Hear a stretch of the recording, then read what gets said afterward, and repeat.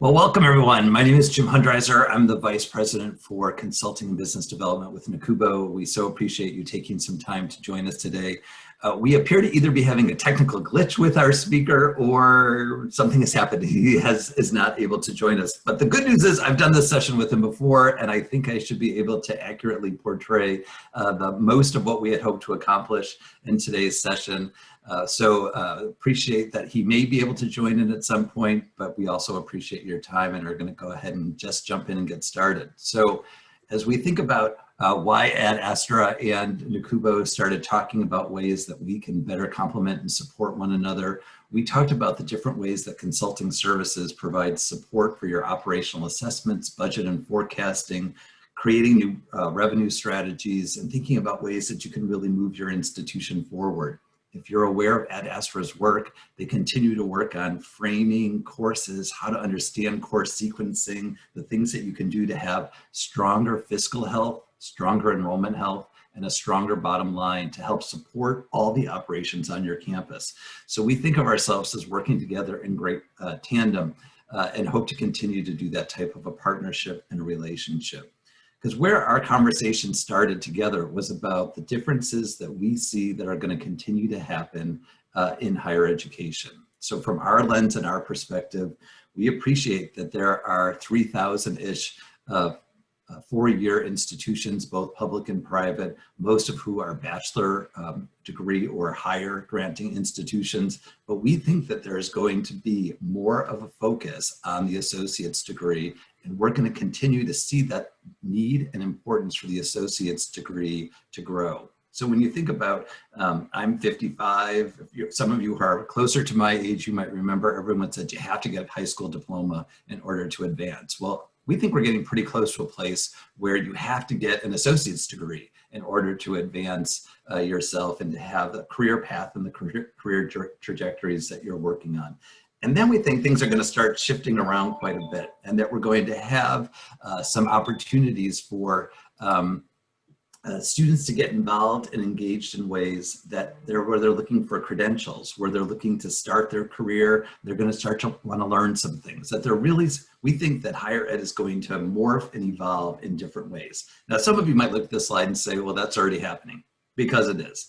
But we don't know that this clear pathway to an institution, to a bachelor's degree is going to be as clear as many of us want to continue to be, or the frameworks in which we think that it has been or continues to be happening today.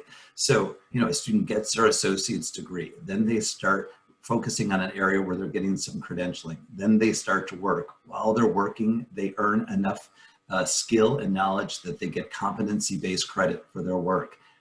Thanks to that credential and the competency-based work, they've earned a certificate. That certificate lays on top of that associate's degree. From there, the student goes off and does a really hardcore apprenticeship, a co-op, an internship, something that continues to earn them credit. From that, they get another certification.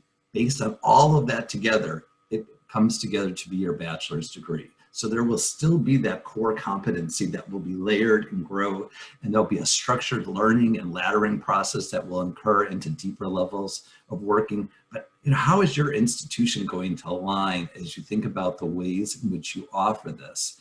And one of the ways we think is a good way to offer this is through identifying a sustainable portfolio of offerings, and that there does need to be prioritization. And so we know that there's been a lot of conversation over this last year around prioritization. Everyone's trying to figure out what is the right mix, the right lens, the right places that they should be considering moving towards. And so what is the right prioritization for your institution, and what is a sustainable portfolio of offerings that you can offer? And as you think about that, how do you challenge some of your assumptions? How do you consider ways in which you're using talent to be able to sustain for students the strongest student outcomes that they can achieve? And is it feasible to continue to offer your programs and operate them at the level in which you currently do? And so it does need to become more of an aggregation. So similar to what we're describing here, where there's going to be starts and stops, students are likely going to move into a much more cross or interdisciplinary construct as they seek to earn their bachelor's, master's, and other graduate degrees, certificates, and credentials. And so we like to think about this in a way that says, how do you have good enrollment health? How do you have strong pathways? And how do you schedule in a way that really links to stronger financial health? And so we hear way too often institutions talking about bloated curriculum, institutions talking about inefficiencies in their curricular scheduling, and that is costing you a lot of money. Our work shows it does. Indeed, it is costing you a lot of money because you're not necessarily thinking through pathways and schedule refinement in the ways in which we think that you should do this. So we have some ideas. And so there are two schools of thoughts that are happening right now. There is a school of thought out there that says follow all the costs through the department, that you go, like you look from the institutional level, you've got X numbers of students coming in, you're going to follow those students, but by departmental costs. So you'll take that and do that in a way that really allows you to measure what is the revenues that you gain as a department, minus those expenses, minus then administrative costs, and then how much of a net revenue does the department earn for an institution. There's another school of thought that says follow the student. As we look towards students and their enrollment patterns, how might you follow the student and create a sustainable business model that is linked to that? And certainly in NACUBO Consulting, we're talking quite a bit about sustainable business models and helping institutions think through, how does this work? How do we follow a student, and how does that measure out, and how does that come together? And certainly if you've been following any of the guided pathways work, the tackling the transfer problem work, all those other things, there are opportunities there to think about ways in which we need to follow the student more. The question is then, how do we make it sustainable? How are you building sustainable infrastructure within your institutions? And so generally we're looking at following the student for general educations, electives, and major requirements, and trying to understand how they operate and how they move. So from the financial perspective, you might be looking at by specific majors, right? You might take a major, look at the number of students who are engaged and enrolled in that, and put a health, how are they doing? Low, moderate, good, high? What's their revenues? What's their cost? What's their margin? And for some on the phone, you get margin every minute of every day. You understand that. Here's something that I am learning. I am learning when I'm speaking on a campus and sharing time with faculty that many of them don't understand why we would even need to have a margin with program costs, or a program cost with margin. They think that if revenues minus their expenses for their programs, and let's say they spin off, a little bit, they're plus, a couple of dollars, that should be enough. And we're really losing some disconnects on opportunities to help faculty understand how much all the other stuff costs. And I know that some of you are also hearing, well, the faculty pushback is that there's too much administrative costs. Well, for some of your campuses, that's true too. But we also know that you do need roofs, you need snow to be shoveled, you need air conditioning on, you need an administration, you need financial aid, you need a process to pay billing, you need a learning management system. All those things have to come from that margin. And so how do you help institutions, how do you help members on your institution and on your campus understand that there is an important need for there to be margin from every program? And so back to the portfolio piece. As you can see on here, there's a few programs that don't have margin. Well, some of those programs that don't have margin might be caused from a few ways. Some of them also might be that portfolio mix of programs. So in this example, accounting provides you with, $387,000 in margin. Well, there might be some really mission critical or historic programs that you offer that don't yield as high of an enrollment or are very costly. There are certainly some programs that are more expensive to operate than others. And so how do you account for that? Well, you account for that through a good portfolio mix of programs. And where is the break-even cost? Where are you truly at when you get to that break-even analysis? And this, again, can be a word on a campus that annoys some people, has some people getting confused. But I'm finding more and more faculty and staff are receptive to learning about this. It is about how do we help understand that portfolio approach, and that we need programs to be moving into a better, closer, stronger break even or even revenue generating analysis, because it's all so much focused on student success, right? That the financial health is a result of good planning, good scheduling, really maximizing the use of our faculty, thinking through our resources in really creative ways. So within each of these little buckets here, we've got, different opportunities to think about. The first is institutional capacity. As you think about your institution, what is the maximum number of students you can serve? Which programs have a maximum number of capacities of students that they can accurately serve? We're seeing a lot of growth in the health programs. And so while that's exciting, I'm hearing from many of you, it's very expensive. And part of what's so expensive is the laboratory piece, or that hands-on practical practitioner piece that has to come together. So as you're thinking about your own fiscal health, is trying to figure out how to grow some of your health programs, despite them aligning with market trends, necessarily the place for you to be spending most of your resources in order to do that. It may be, it might not be, because then that links to infrastructure.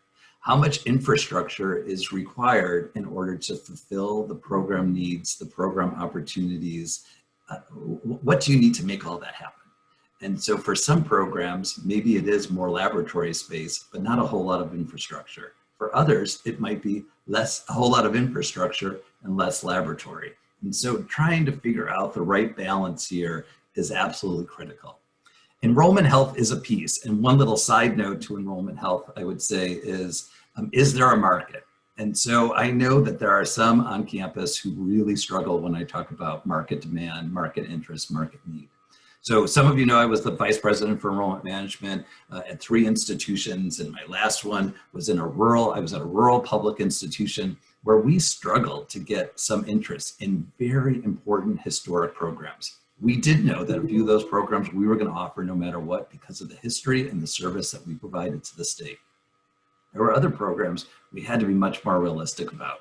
So even though we had instructional capacity, even though we had the infrastructure to support it, the enrollment health was likely not going to be there. And so we had to be realistic as we thought about this all over the place. We've mentioned some financial health, and in a minute I'll talk about scheduling refinements, but then also the pathways. What are the pathways for the student to get to his or her degree, and how do we figure out how to make that happen in ways that really makes an awful lot of sense?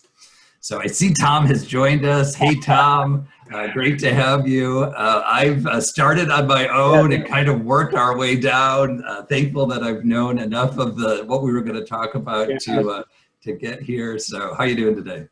Good. I'm especially embarrassed talking about scheduling, and that we had an internal scheduling glitch. We thought it was a little later. So can you hear me okay, Jim?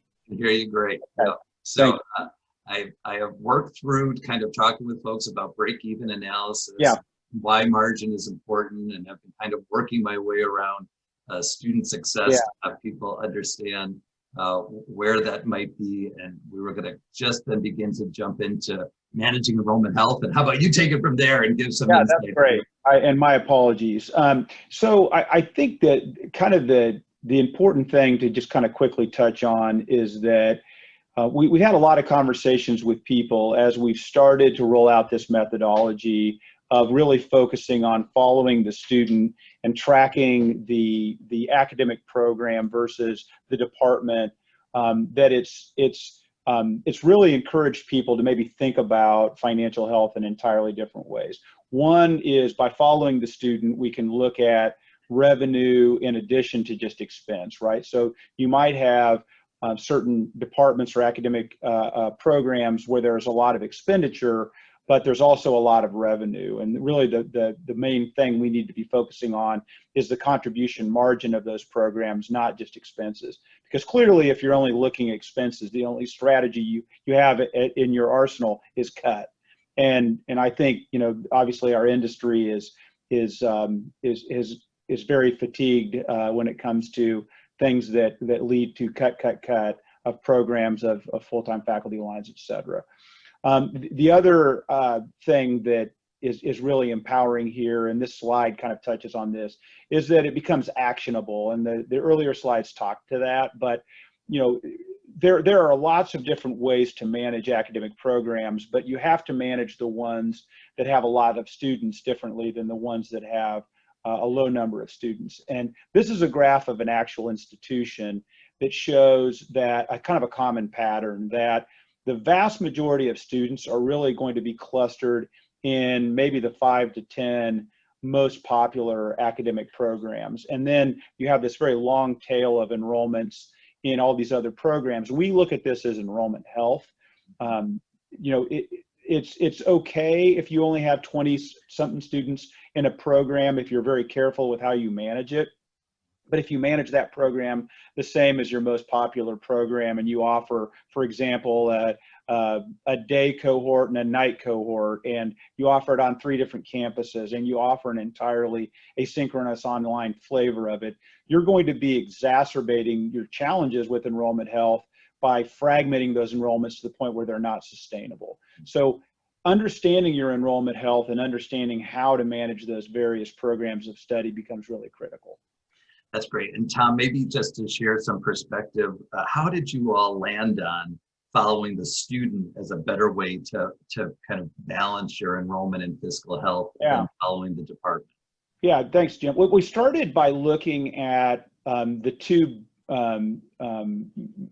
big databases in our industry, the Delaware cost study at the 4-year public level, and the academic cost survey for community colleges that's managed right down the road from us at Johnson County Community College. And we really liked the data in those studies, but we thought to be able to really to be able to move the needle essentially on those outcomes, you have to take it a step further. And so a lot of the conversations we have with our partners isn't, we need to just understand our instructional and non-instructional costs, but we need to understand the financial health of our individual academic programs. And if they're not healthy, what we can do, right? And there are all these different levers, if you will, that you can pull to get there that you kind of touched on in that previous slide. It can be, how do we teach the program? It can be the curriculum. Do we have to tighten up a course choice? It can even be having departments be creative about how courses can meet requirements in multiple different academic programs instead of just having to rely on one low enrollment program to generate the enrollments for a whole bunch of different required courses. So you can't see all of those opportunities, obviously, if you're just looking at cost. And those things, those opportunities and the revenue that allows us to look at margin, not just cost, it required that we start with a student-centric context instead of a department-centric. That's great. Thanks for sharing that. And we did get a question about slides. Sorry, I should have said that when we started. We will be sending to everyone who's with us today a copy of these slides as a follow-up. So those will come to you. So we're happy to share those. So how about a little bit, Tom, around managing pathways and the work? Yeah, so this is really an example, Jim, of what we were just talking about, that in this particular example, also real data of a school that has a criminal justice degree with relatively low enrollment health. But in this particular case, they're offering 2 ways to meet this program requirement line here. So this is way down in the weeds, but this is really where the battle is fought, right? Where if this department were to say, hey, we don't have enough students to offer these 2 choices for courses that are only, and you can see in the data there that's where we talk about the health of the course and then the internal. That means that all of the enrollments historically for that course are coming internally from this one pathway or this one credential. So we either can expect 7 students at most to show up for each of these courses, or we can offer one of those 2 choices and have 1 healthy instead of 2 unhealthy courses that we're subsidizing. Well, I think this is such an interesting, the pathway sharing these courses as well is what an interesting way to think about can your course be shareable and what might it count for, right? Yeah. What is the I think too often we've been getting too splintered, or I don't know if that's, it feels to me like I don't know if that's what your work is finding as well, that Right. a little too splintered, and therefore it's requiring then the institution to offer so many more courses than it could be the capacity of that class, as an example. Exactly. Yeah. And how about some refinement efforts? So what have you Yeah. done to, we think most of the folks, and we've got over 100 with us today, wondering like, how do you build on this, right? How do you make some of this happen? Yeah. So we've been working on data-informed course schedule refinement for years and years and years. And essentially what you're looking at here is an example of a user interface that facilitates that. And a lot of times, again, emphasizing that this isn't all about cutting, a lot of times the opportunity is to find the courses that have pent-up demand, right? Where we're literally leaving enrollments on the table that we could be directly, we could be helping those students accelerate their time to completion, which is probably the most important point, but we also could be driving more tuition revenue or tuition yield, if you want to look at it that way, from a fixed population of students. Yeah. Obviously, that's harder to calculate in a more of a typical 4-year model that with tiered tuition, but it's still something to consider that you, in most institutions, you're going to have a set of students that are, for lack of a better way of saying it, involuntarily part-time, because your schedule doesn't allow them to get all the courses they need conflict-free to make as much progress as they want to. They want to buy more from you, essentially, than you're allowing them to. And that's another way here to add, but also to do targeted cuts to the schedule to realign it to student demand. Have you seen, and something that I think has gone away that used to be, so I shared with the audience how old I was earlier, and we used to have a piece of paper that would say, these are when you must take the classes, and they also would say like only offered like every other fall or every other spring, like right on there. Right. It seems like we've lost quite a bit of that. Is this also a part of the strategy, is really trying to think through how and when they're offered? Yeah, and I would say, generally speaking, we look at that as a fallback kind of a strategy, because it does create confusion and sometimes challenges for students to graduate on time. But yeah, clearly, if you're down to a situation where maybe you're subsidizing a program more than you can afford to, but it's strategic to the institution, and you don't want to just teach it out and roll up the whole program of study. Alternating the courses in kind of a fixed pattern is a strategy that can augment the course health of those required courses. But that's an augmented strategy. What's a better strategy? I would say a better strategy is some of the things we talked about before, where it's kind of an act your size, right? So you can't just say reflexively that, well, we always teach programs this way because we have night students, we have day students, we have Campus 1 students, we have Campus 2 students, we have online students. So we have to offer our courses in various ways. We have to offer choice because students aren't always going to want to take the same things. And so if we apply those kind of global ideals equally, again, to our 2,500 student programs as we do to our 25 student programs, this is the kind of stuff that leads us to either subsidizing or canceling a lot of low enrollment classes. Well, thanks for those thoughts. And we've got a good question, so we've only got about 3 minutes left in our time, and we're appreciative of a couple of the questions that have come in.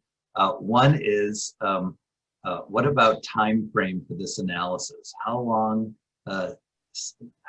seems to let a program run without intervention? Higher ed doesn't seem to acknowledge how fast we are to fail, and so holding on to non-data margin-informed approaches. What's your advice on timeframes for this type of analysis? Yeah, I mean, I think there's definitely a sense of urgency to try to get a better understanding of margin of your various programs, but I do think this is a different way of looking at the problem than really is done at a lot of institutions. So I do think you need to give it give it some time, give it at least a couple of major academic terms to see if the program is starting to trend in the right direction. And that's where maybe the break-even analysis could be very helpful. That, maybe the goal is, I want to move this program from being subsidized $100,000 a year to break even. And here are the things that I think we can do to pull that off, let's say in one academic year. But I think it would be a mistake to kind of weaponize these data and say, hey, we're subsidizing this program $100,000, it's gone. Because again, that doesn't acknowledge the fact that the problem is complex, it's nuanced, and the data in these kind of analysis frameworks really are as much or more designed to help get better than they are to just point out where the problems are. And any strategies, another question, any strategies on trying to move, like, program A has its ethics course, program B has a slightly different ethics course, right? Program C has this, like, any strategy you've seen to try to do that more successfully? Yeah, I mean, this is where, obviously as vendor partners, we need to be really careful that we stay in our lane, because you're getting into learning outcomes and things that we don't understand enough to really, to be really strong-handed about. I think what we can say is that, hey, these are similar courses or courses that are offered by the same department. Are there ways of consolidating these courses or even cross-listing these courses so that they're being taught at the same time by one faculty resource? And, again, I think that the biggest thing we're trying to do is to start that conversation with data. Great example. And also appreciate the expertise that we need to rely on our faculty for to be able to help us. Absolutely. Well, Tom, a million thanks for joining us. Sorry to being late. Yeah, for both at Astra and NACUBO Consulting are here to help you with any of your challenges that you might be facing, or ways that we can partner together to help evaluate your institution's efforts for stronger fiscal and academic and program health. So we look forward to helping you if we can. And Tom, we appreciate all of your insights. And there will be some follow-up emails. So if folks want to reach out to Tom or I, we're happy to have individual conversations with people. So thanks everyone so much. Take care. Have a great day.